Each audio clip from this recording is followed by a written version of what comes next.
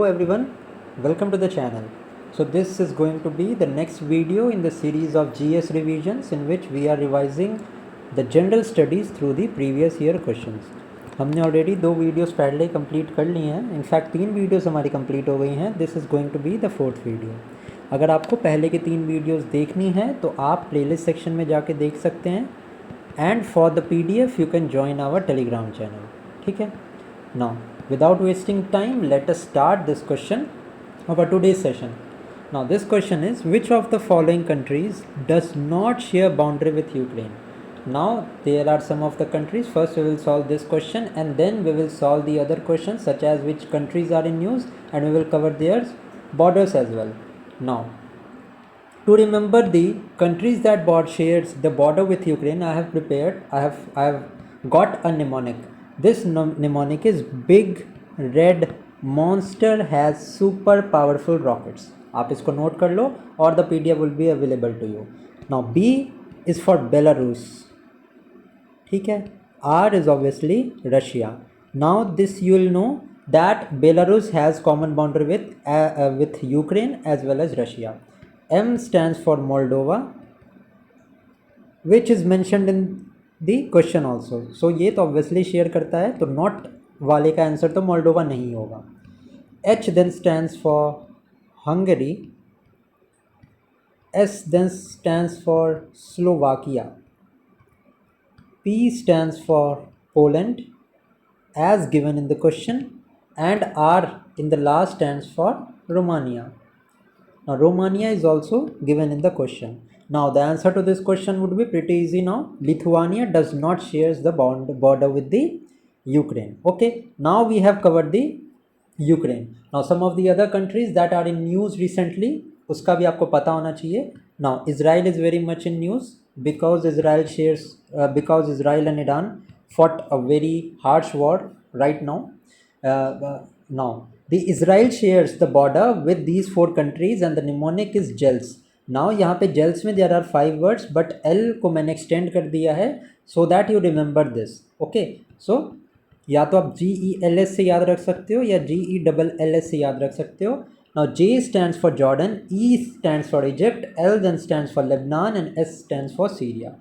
Okay, now the Rafah crossing which was in news, this Rafah crossing is in Egypt only. ठीक है, ये आपको पता होना चाहिए. Now Lebanon, Israel is also continuously in war with Lebanon because in Lebanon Hezbollah which is backed by Iran is continuously waging wars. ठीक है. जो गाज़ा का एरिया है, पैलेस्टीन गाज़ा का एरिया है, दैट एरिया, उस एरिया में Hamas is operating. Okay, let me tell you a bit. अभी मैं बता ही रहा हूँ तो आपको थोड़ा सा मैं बताता हूँ. इफ़ आपको इंटरेस्ट आएगा तो आपको ये जान के अच्छा लगेगा. Now Israel is a Jewish country which is surrounded by the Arab nations. Okay, now continuously wars have been fought in Israel and around Israel.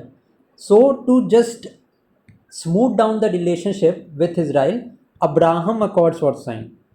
Now this Abraham Accord was headed by the USA. Now USA led this Abraham Accord and made Israel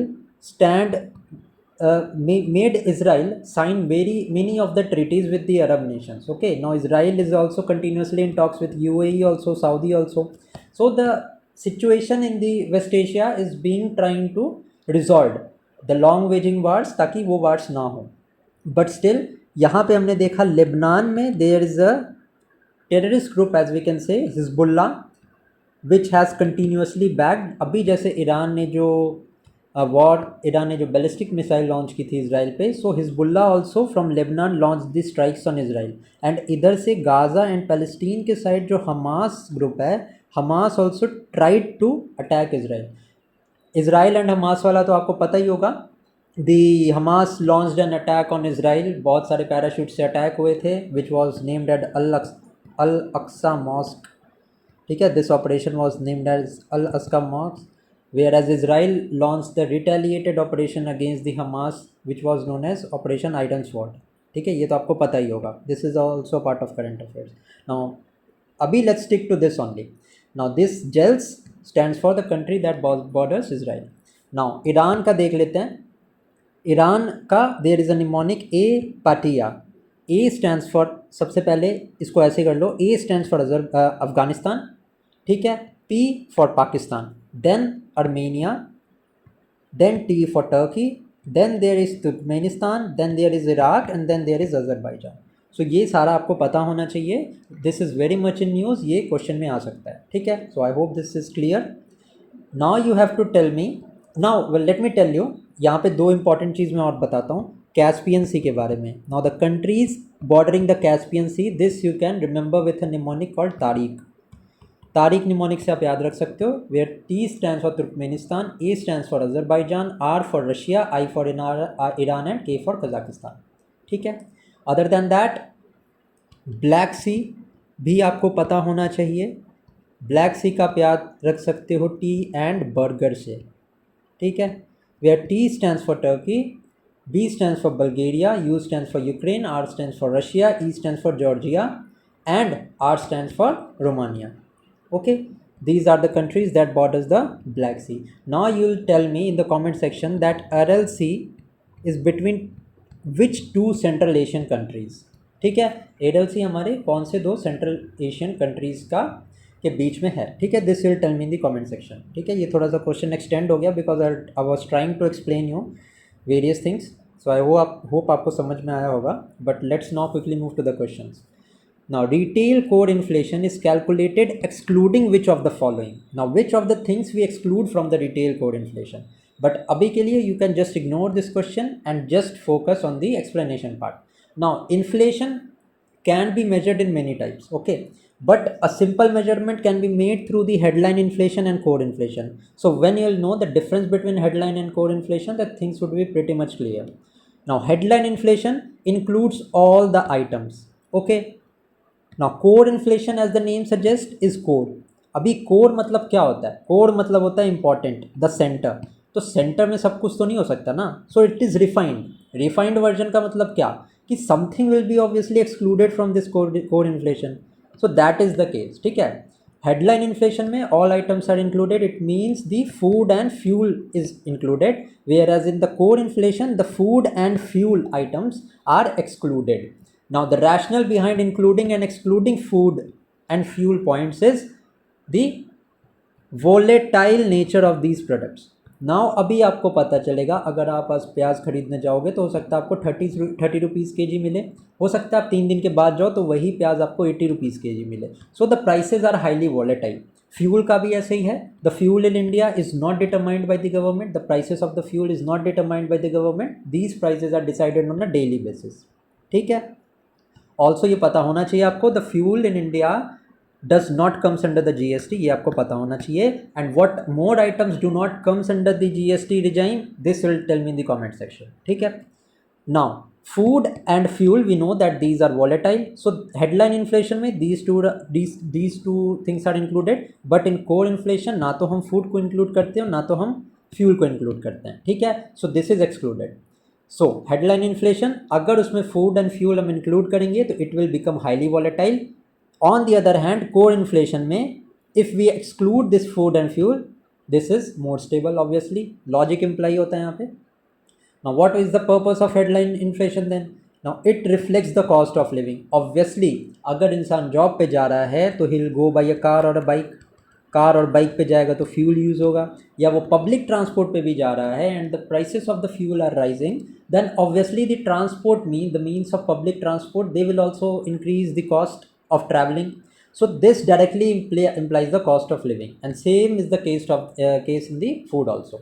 So this headline inflation, it reflects the cost of living. On the another hand, core inflation, if we talk about, the governments use this core inflation in policy making decisions. Okay, I hope this is understood very much. Now let's move now to the question. I hope कि ये question तो अब बहुत ज़्यादा easy हो गया होगा. Now core inflation is calculated excluding, अभी मैंने बताया food and beverages, fuel and light. So these are the most volatile things. अभी मैंने आपको बताया food and fuel both हमने यहाँ पे देख लिया, 1 and 2 यहाँ पे है, E is going to be the correct answer. Transport, communication, clothing and education, इसकी मैंने बात ही नहीं की है. So these 3 and 4 is absolutely incorrect. So 1 and 2 is the correct answer to this question. I hope you have understood this. Okay, well and good. Let's now move to the next thing, that is the regional blocks as well as their headquarters. Now this is a bit factual type of thing, तो इसको direct question attempt करते हैं. इसके अलावा मैंने कुछ organisation and headquarters के नाम यहाँ पे लिखे हैं and some of the other I will tell you while explanation. So यहीं से क्वेश्चन आपका आएगा, इसके बाहर से नहीं आएगा, and I can assure you that. ठीक है. Now ASEAN which was establish in the year 1967, इसका हेडक्वार्टर कहाँ है? इसका हेडक्वार्टर है Jakarta, Indonesia. Now Jakarta is no longer the capital of Indonesia. Now, what is the capital of Indonesia? Is East Kalimantan. Because due to the climatic changes, Jakarta is no longer the capital. New capital is being built in the East Kalimantan. ठीक है. So ASEAN का हमारा Jakarta है. ठीक है. Commonwealth of Independent States, इसका हमारा Minsk में है. EU एंड देन आ गया OPEC. OPEC is the organisation of petroleum exporting countries. इनका headquarter is in Vienna. And obviously European Union है तो यूरोप का कोई कंट्री होगा, तो वियना हमें पता है ऑस्ट्रिया में है. अगर आपको ओपेक पता होगा तो आप कंफ्यूज नहीं करोगे. सो ईयू का हेडक्वार्टर्स हमारा ब्रसेल्स में. ठीक है. तो यहाँ से आंसर हमारा आ गया. ए का हमारा 4 है, बी का हमारा 3 है. सो 4-3 हमारा कौन सा ऑप्शन है? में ए ऑप्शन में है. तो 4-3-1-2 इज़ द करेक्ट आंसर. ठीक है. Now some of the other organisations, let us see. ASEAN का जकार्ता में है. CIS का मिन्स्क में है. UNEP that is United Nation Environment Programme, इसका हमारे नैरोबी में है which is in Kenya. WFP that is World Food Programme, इसका रोम इटली में है. Then International Atomic Energy Association, very very much important this year, क्योंकि IAEA इसके कहने पे ही सारा अभी ईरान में वॉर का सिचुएशन बना था. नाउ हुआ क्या था कि IAEA रिलीज्ड अ रिपोर्ट कि Iran is just weeks and months away from preparing a nuclear weapon, और Iran has reached a level where उनका जो एनरिच्ड यूरेनियम है that has come to a level that they can prepare a nuclear weapon और they can produce a reactor of that. ठीक है. So this is when Israel attacked, stating कि हमारी sovereignty है, क्योंकि अगर ईरान ने कोई न्यूक्लियर बॉम्ब बना लिया तो obviously Iran will attack Israel. So Israel ने सेल्फ डिफेंस पे they tried to attack the nuclear places of Iran which is in Fordow. ये नाम आपको पता होना चाहिए, Fordow and Natanz. These are the nuclear facilities where USA and Israel attacked. ठीक है. तो ये दो बहुत इंपॉर्टेंट है because it is said that जितना भी एनरिच्ड यूरेनियम था वो सारा डिस्ट्रॉय कर दिया गया यहाँ पे, but Iran claims that they have already move there enriched uranium to another place. ठीक है. That is a different thing, this happens in geopolitics. So IAEA is very much important, that is why I have included this. इसका headquarter हमारे Vienna Austria में है. Vienna Austria में एक और चीज़ का हेडक्वार्टर है जो हमने देखा था अभी, ओपेक का भी हेडक्वार्टर वहीं पे है. ठीक है. देन इस शंघाई कोऑपरेशन ऑर्गेनाइजेशन, इसका हेडक्वार्टर हमारा बीजिंग में है. इसके अलावा International Solar Alliance is very much in news, इसका हेडक्वार्टर हमारे गुरुग्राम हरियाणा में है. देन देयर इज़ ब्रिक्स का headquarter is in Shanghai. Okay. Then comes the BIMSTEC, हमारे एशिया की तरफ आते हैं. बिम्स्टेक का हेडक्वार्टर ढाका में है, Dhaka Bangladesh. Then there is SAARC headquarter is in Kathmandu. ठीक है. इसके अलावा GCC that is Gulf Cooperation Council, इसका हेडक्वार्टर रियाद में है.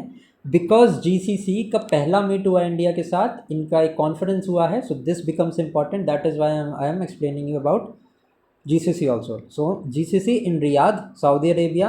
And then there is African Union. अब अफ्रीकन यूनियन क्यों बता रहा हूँ मैं? क्योंकि इन 2023 G20 समिट, जो 18th G20 समिट हुई थी इंडिया में भारत मंडपम में, African union was made a permanent member of the G20. ठीक है. सो AU का हेडक्वार्टर कहाँ है? इसका है एडीज अबाबा में. ठीक है. Now this Addis Ababa is in Ethiopia.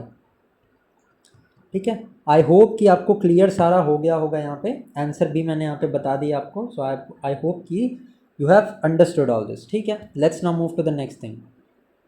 when was the first all India census attempted? Now this was already attempted in 1872. Okay. किसके टेन्योर में? लॉर्ड मेयो के टेन्योर में। And election as a 10 year exercise, election as a 10 year exercise, ये कब शुरू हुआ था? तो ये शुरू हुआ था 1881 में during the tenure of Lord Ripon. ठीक है, तो ये कंफ्यूज करने के लिए 2 पॉइंट है। अगर आप बी एंड सी में कंफ्यूज हो तो कोई बात नहीं, रिवीजन से आपका ये मतलब you will get grasp of this topic. But अगर आप 71 या 61 सोच रहे हो तो you need to work hard on this subject. ठीक है, so first all India census 1872 and election as a 10 year exercise was done in 1881। Okay, census next जो हमारा सेंसस था which was scheduled in 2021 is now going to take place in 2026। ठीक है, 2 phases में हमारा census होने वाला है। सो जब सेंसस आ जाएगा then you will in detail discuss all the provisions of the census. ठीक है, नाउ एक क्वेश्चन मैंने ज्योग्राफी का लिया, so let us now see the geographical aspect. West to east direction में हमें अरेंज करना है। नाउ अब बारालाचा पास है। सिरी, अगर आपको ये क्वेश्चन अटेम्प्ट करना है ना तो आप वीडियो को पॉज कर सकते हो। ठीक है, पॉज करके आप क्वेश्चन ट्राई कर सकते हो। Now Baralacha pass, now talking about Baralacha pass, this pass is from Himachal Pradesh. Lahaul का जो एरिया है वहाँ से लेके it connects Ladakh.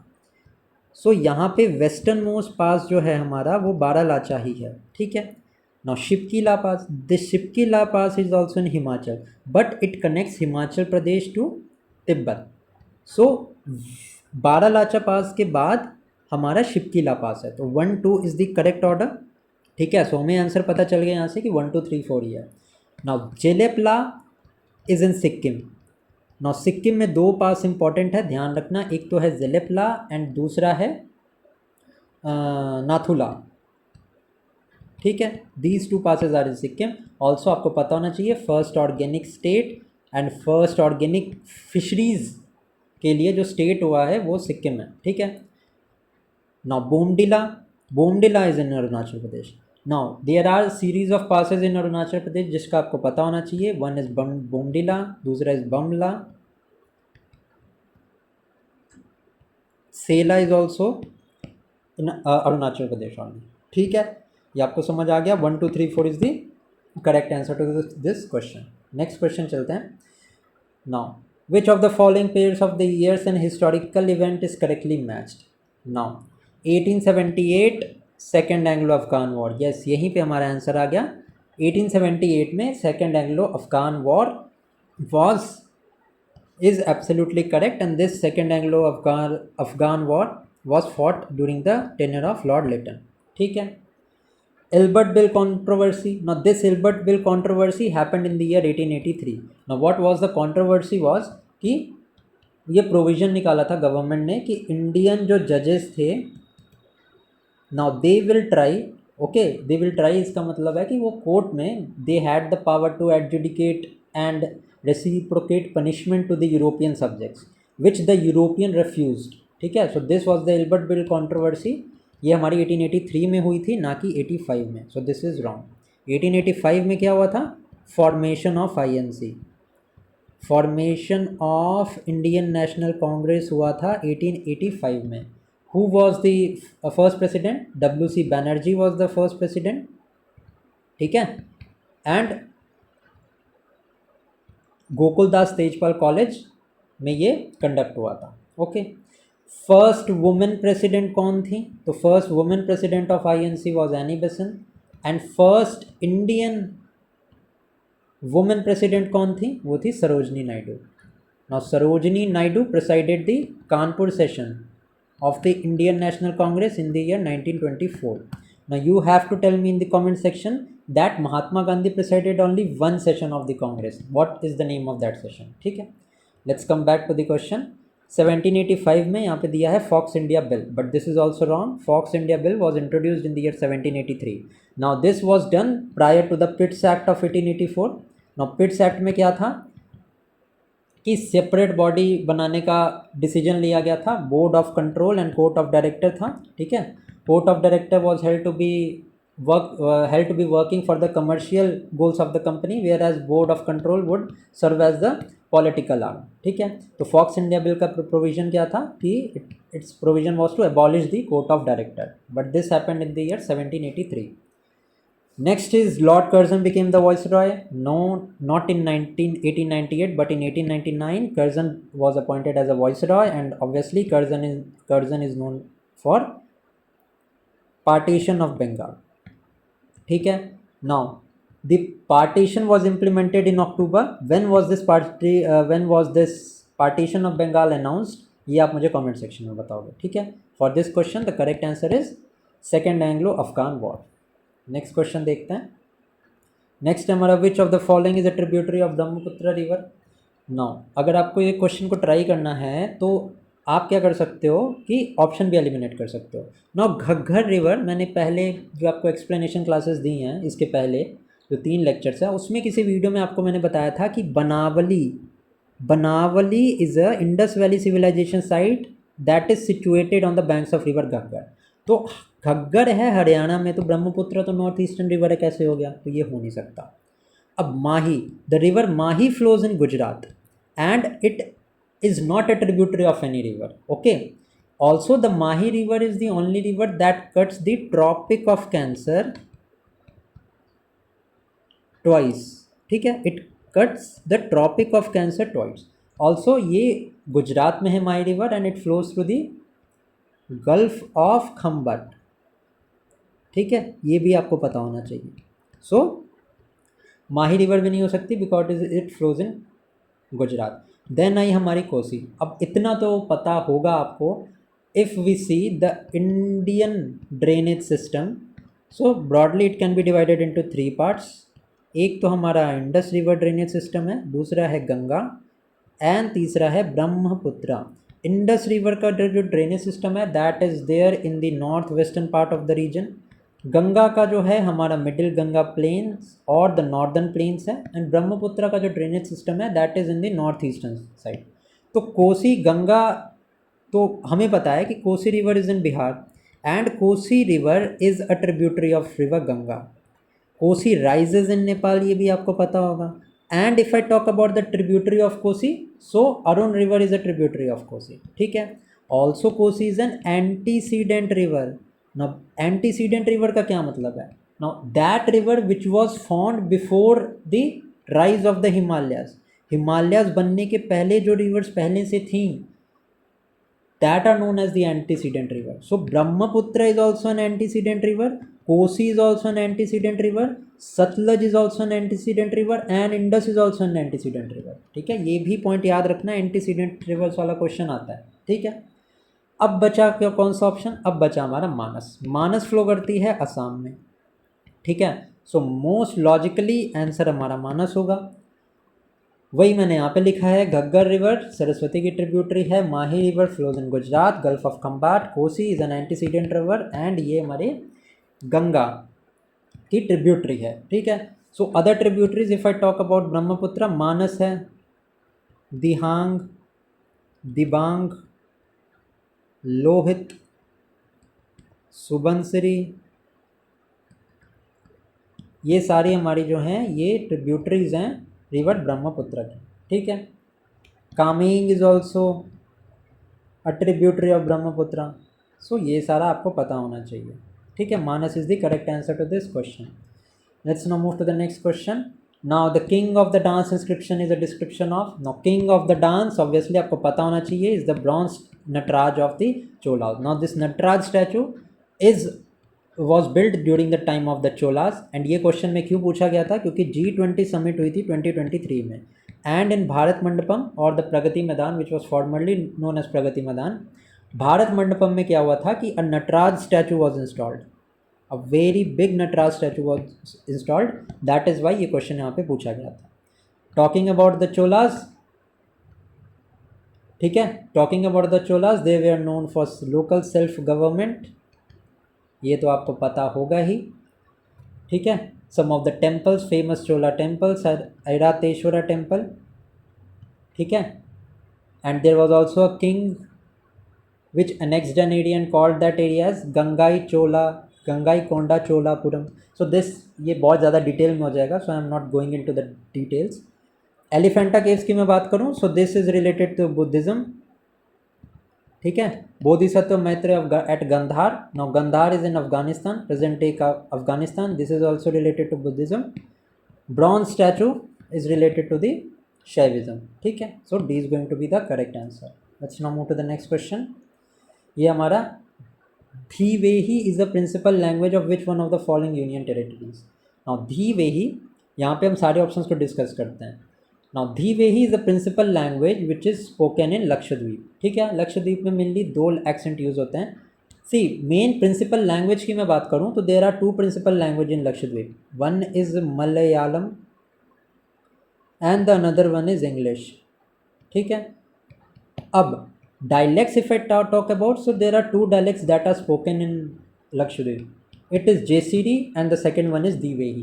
Now this Divehi dialect is also spoken in Maldives. Now Maldives is also very important. Why? Because Maldives का India के साथ जो diplomatic relations था, that has suffered a very serious impact.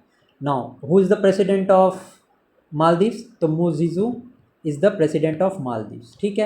Also Maldives ordered the Indian army to leave their country.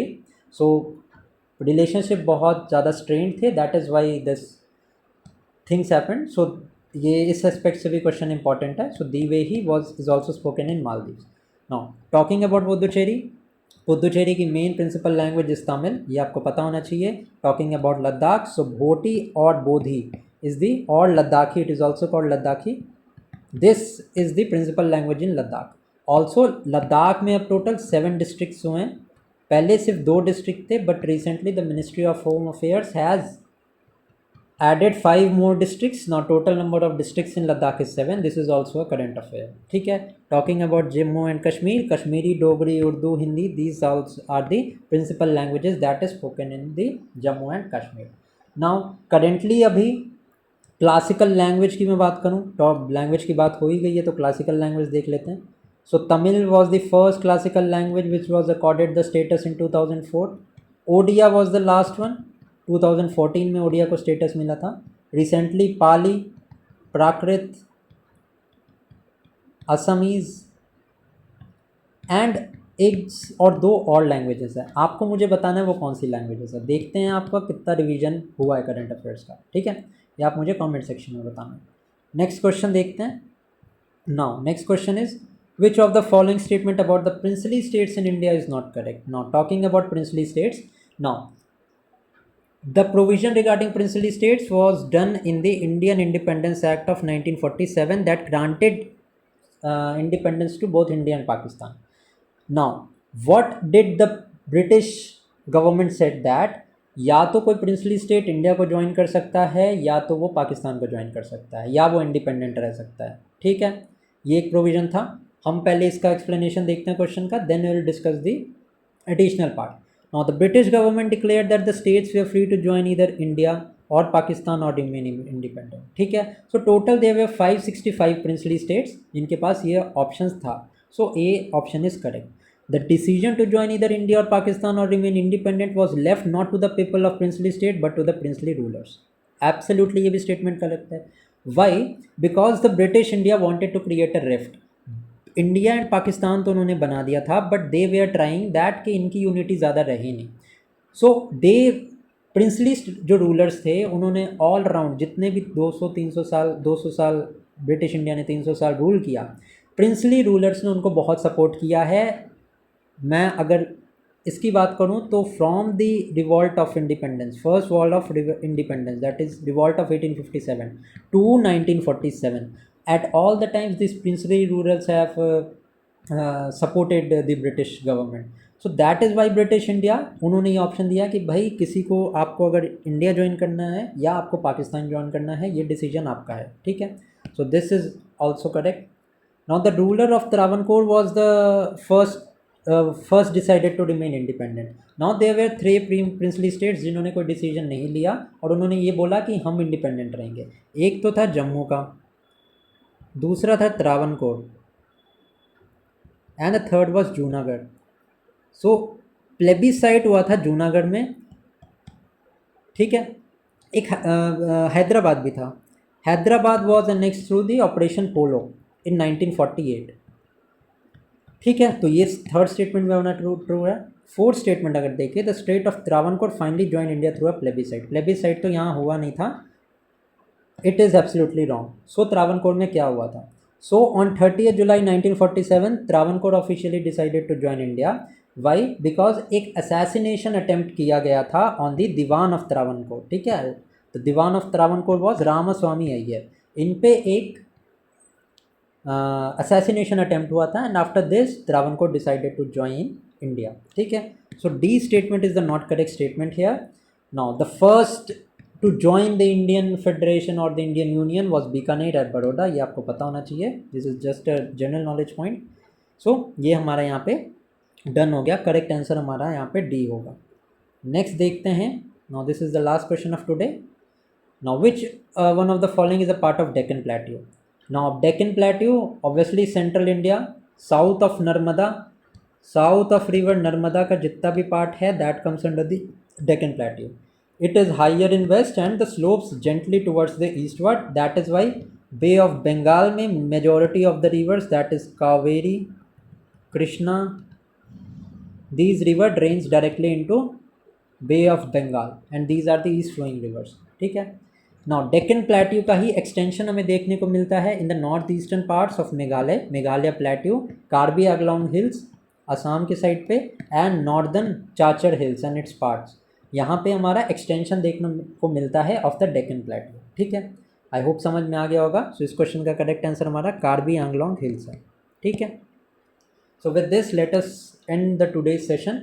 Do like this video, comment करके बताना video कैसी लगी, and your valuable suggestions are always welcome. So thank you for watching and keep studying.